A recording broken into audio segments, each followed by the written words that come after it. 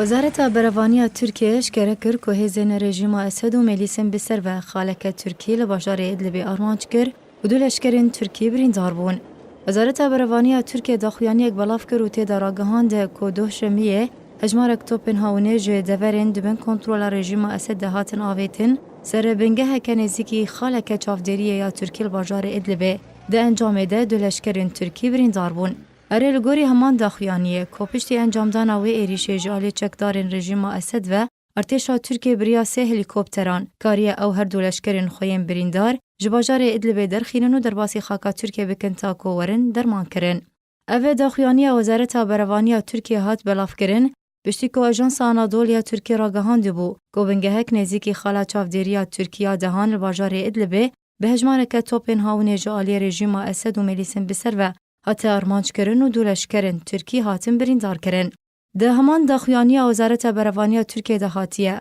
که ده انجام و ایریشا رژیم اسد یا که هات انجامدان لنزیکی خالا ترکیه لدور زاویه لادلب دیواری کل در دور خالا چافدریه یا دهان هاتیه آوا کرن هات رو خواندن. لیتانها رژیم اسد تو زلالی درباری و ایریشه بلاف نکریه که اجانس ساسانه یاب سر رژیم اسد و دیار کرو بو که رژیم اسد بنگهن گروپین چکدار لباجار ادلب آرمانج کرو بو. لگوری اجانس آنافهاتی که پیش بینی کرن که هزین رژیم اسد ایریش جدورا جبل لروشالات لاسقیه یان جدورا کریم لحمایه پیکانی به سربار کر که 29 نیسان بوریجی همان خال راستی ایریشه که هاتو ده انجام ده جنک و زاروکک هاتن کشتن.